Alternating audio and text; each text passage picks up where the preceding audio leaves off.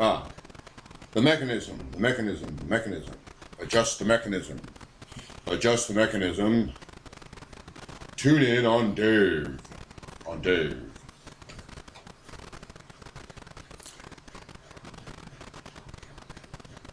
Terry Gross is doing, well, she's on vacation.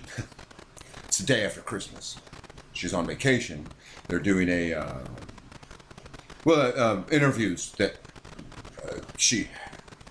some of the high points of the interviews that she's done in the past year, something like that. And I had to stop listening to it. She was interviewing one of my heroes. I want to make that clear. Interviewing one of my fucking heroes, all right? Bruce Springsteen. You know, I'm not sure that Bruce is the boss, but he's definitely the man. He's fucking the man. I had to turn it off because sometimes folks like Bruce Springsteen talk about depression. And folks want to talk about depression.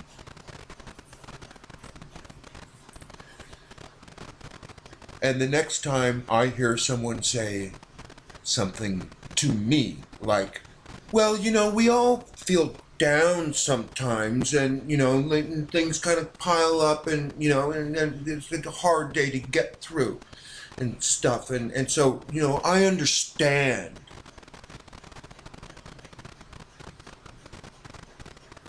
Please. Oh, I started a book once. I got halfway through the motherfucker. I've written a great deal of poetry. I know what to do with the words, generally. And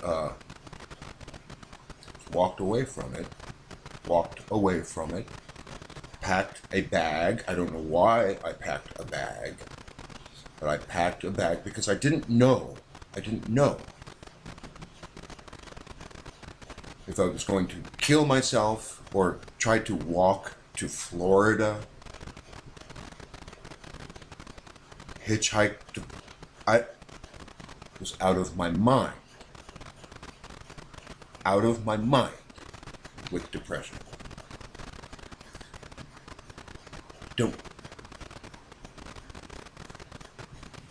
I just gotta say that. Let's not talk about, oh, sometimes, you know, we all feel down sometimes, and life is hard, and, you know, and you just don't want to pick up your, you know what is fucking a pain in the fucking ass? Is when you can't get your ass out of bed to take a piss because you're too fucking depressed and you don't give a shit.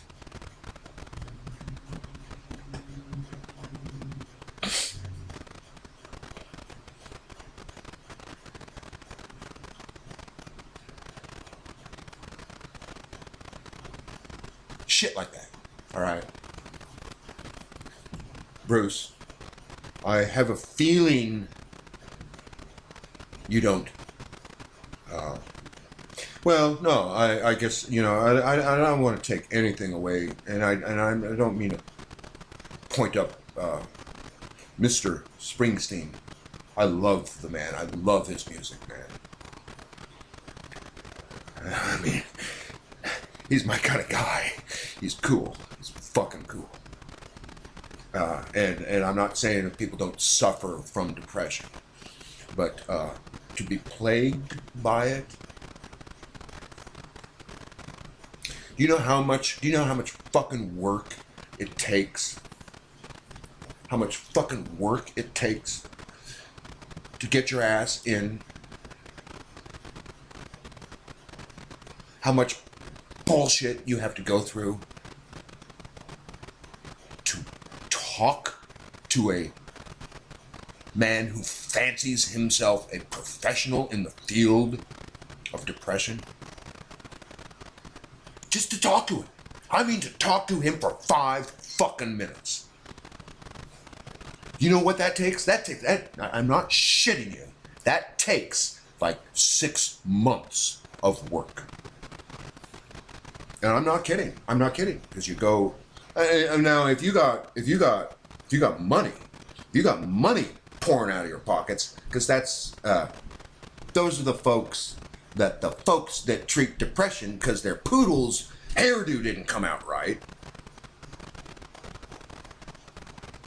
So you hire a motherfucker asswipe to talk to you about why that hurts so bad. For $120 an hour, if you can find one that cheap. I've been blessed. Two different individuals. Each of them spent 2 years constant therapy. One in my 40s and then in my 50s.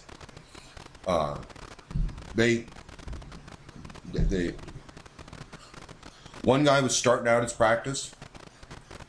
He didn't help me a fucking bit. No, there were times, he probably actually saved my life.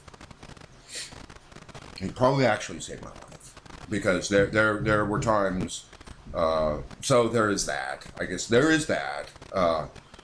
When I would literally talk to him on the phone, and then, every day or a couple times a day, and then see him in person a couple times a week. When I was just pull a Robin Williams. Talk about depression. I want to talk about manic depression. It all it's a pain in the fucking ass, and it's very complex, and it isn't a matter of, today was kind of hard. Today was the hard day.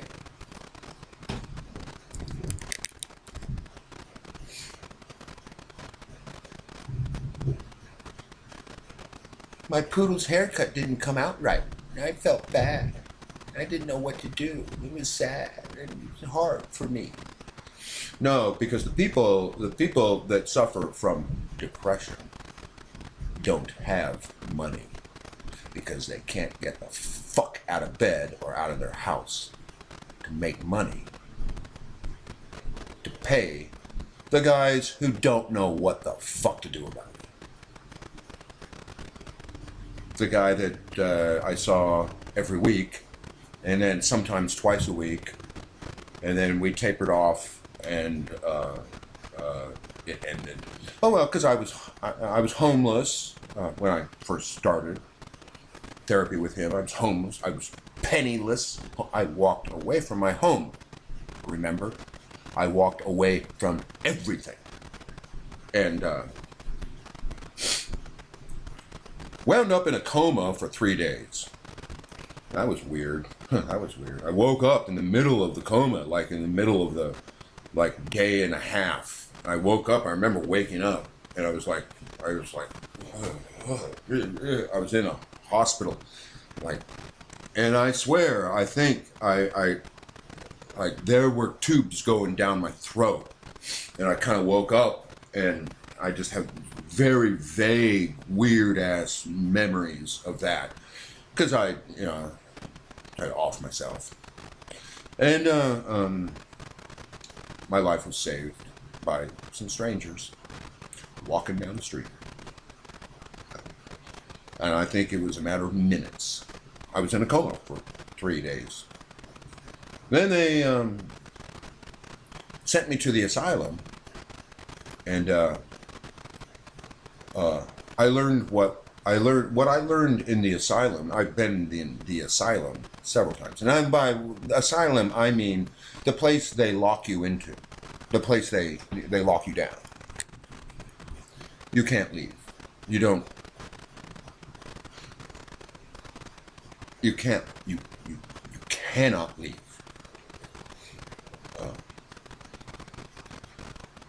If you have money, and a lawyer and shit. So what you do is you just do exactly what they say and tell them what they want to be, what they want to hear. I wanted to get better. And what they did was I was getting better. On my 50th birthday, my 50th birthday, I became officially homeless because they kicked me out of the hospital and I was on the street. On the fucking street. Because you don't work when you suffer from depression. You don't make money to pay the doctors who don't know what the fuck to do and won't admit it. Because all they really can help you with is, coping with the poodle that didn't get the haircut that it was supposed to, and the pink was the wrong shade or something. Anyway, I just stop. I just want, and it's something that must be addressed. It's something, and so what do? I turn to alcohol. Now I've been talking to my doctor, my fucking doctor, because you can't get in to see a psychiatrist. It is so hard. It is so hard. And then when you do get in to see a psychiatrist, who doesn't want to talk to you, by the way, they ask you about a dozen questions in the space of about 5 minutes, and your brain is scrambling to try to be effective and answer these questions. And no shit, you have 5 minutes. And he will prescribe a drug for you. And so, so I've been around and around and around.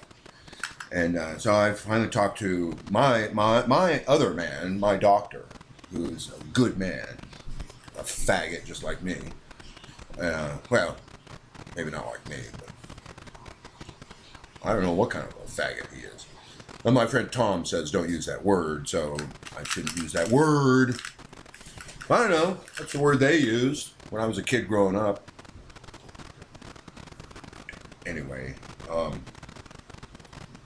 just said, Doc, you've got to give me something. Just start me on something, because it's going to take 30 to 60 days before we know if it's going to become effective anyway. So it's going to take 2 months to find out whether or not it's effective. And I actually see my doctor tomorrow, and we're going to make an adjustment. I think they're working. I'm making videos and posting them, and I don't fucking give a shit. And that's huge. That's fucking huge. So, Bruce,